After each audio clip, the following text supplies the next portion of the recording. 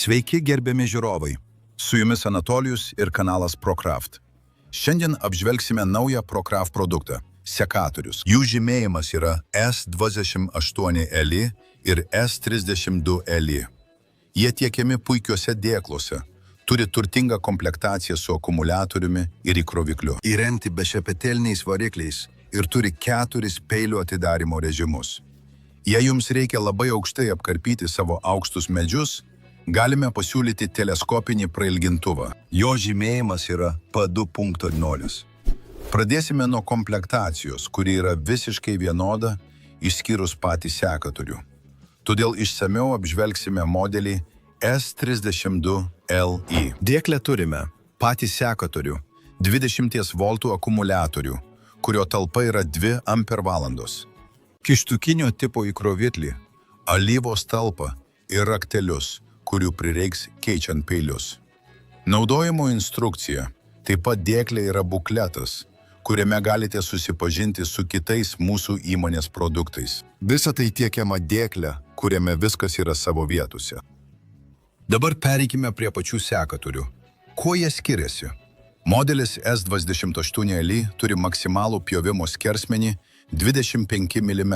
Modelis S32LI turi maksimalų pjovimo skersmenį 35 mm. Taip pat modelis S32LI turi mažą ekranėlį, kuriame galime stebėti akumuliatoriaus įkrovos lygį, peilių atidarymo režimą ir atliktų pjūvių skaičių. Abiejų sekatorių peiliai pagaminti iš SK5 plieno, tačiau modelio 32LI pjovimo peilis turi tefloninę dangą, kuri prailgina jo naudojimo laiką. Abiejų sekatorių valdymo skydeliai yra vienodi. Norėdami įjungti įrankį, ilgai spaudžiame raudoną mygtuką.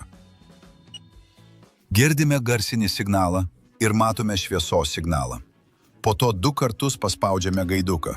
Taip pat girdime garsinį signalą. 3 kartą paspaudę gaiduką atidarome peilius. Dabar galime dirbti įprastu režimu.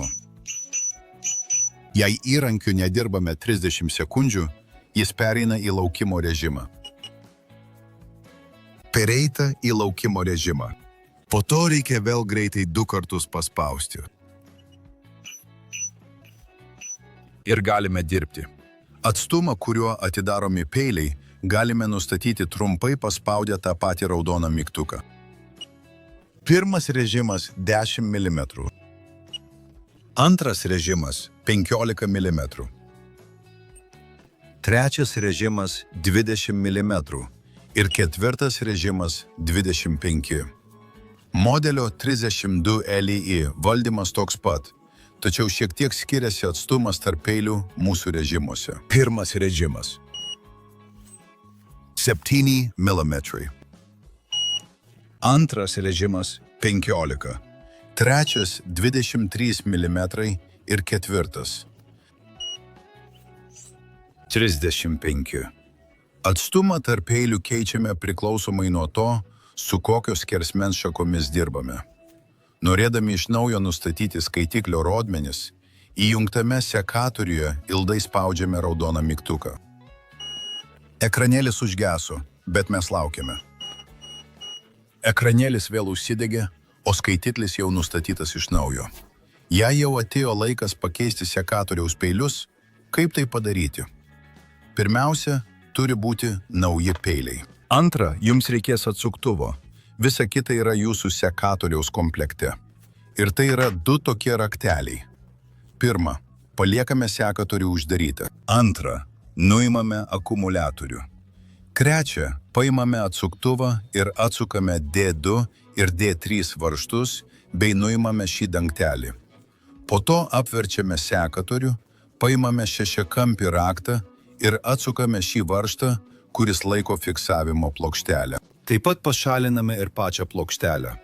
Po to paimame galinį raktą ir atsukame veržlę.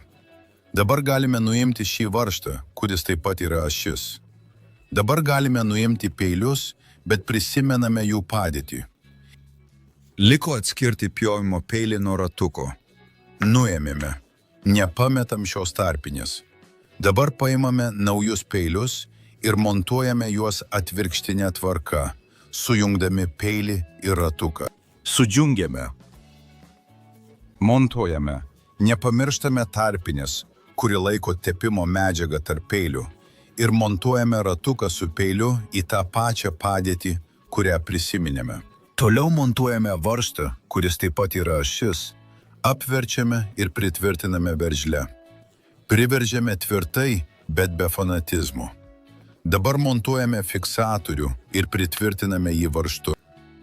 Apverčiame sekatorių ir montuojame dangtelį į jo vietą bei pritvirtiname varžtais. Pakeitimas baigtas. Bet prieš pradedant darbą, nepamirškite, kad peilius reikia laikas nuo laiko sutepti. Tam tinka tepalas, pavyzdžiui, grandinių tepimui. Mes jau pripildėme talpą ir šiek tiek sutepame. Dabar montuojame akumuliatorių. Įjungiame mūsų sekatorių ir atliekame kelis judesius. Na, o prieš pradedant pjovimą, nuvalome peilius nuo perteklinės tepimo medžiagos. Kai kuriais atvejais peiliai taip pat apdorojami spiritu. Tai būtina, kad į pjūvį nepatektų jokia infekcija, o dažniau tai naudojama skiepijant. Primenu, peiliai labai aštrūs, todėl prašome laikyti saugos taisyklių. Ir apskritai, akumuliatorių reikia prijungti tiesiogiai prieš pradedant darbus. Na, o dabar atėjo laikas bandymams.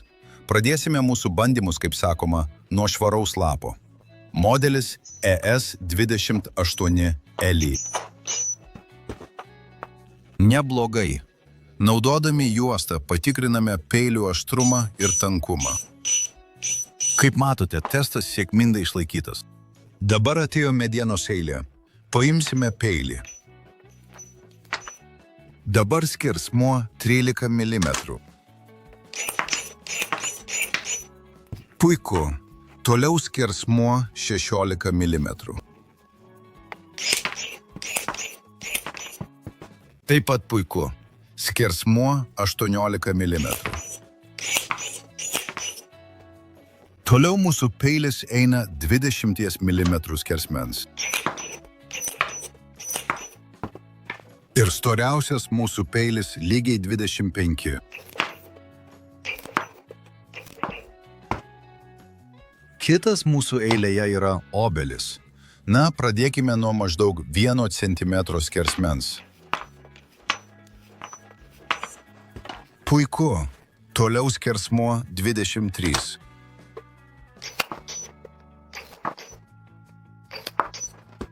Yra. Skersmuo 25 ir 4.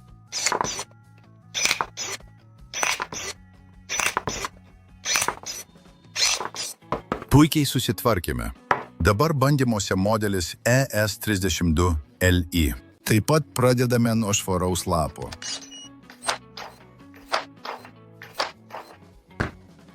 Puikus rezultatas. Pradėsime nuo peilio su nedideliu skersmeniu. Padidiname skersmenį iki 14. Kitas skersmuo 19. Ir didžiausias peilis 26. Dabar eilėje obelis. Pradėsime nuo ploniausio. Dabar paimame 12,5.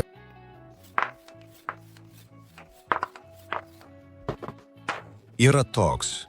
Dabar paimkime šį 22.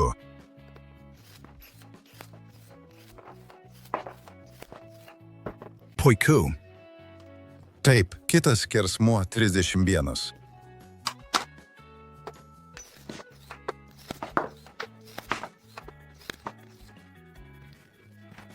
Trisdešimt 7, bet tai jau šiek tiek per daug.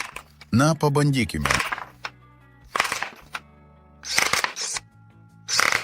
Įrankis puikiai susitvarkė. Na, o dabar elementai išbandymui su netipiniu įrankio naudojimu. Pušies lenta 23,5 mm storio. Sekatorius 32.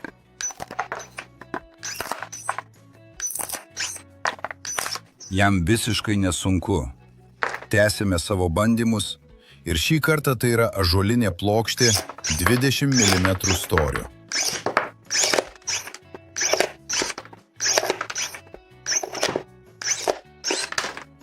Kaip matėte, sekatorius S32L susitvarkė ir su šia užduotimi.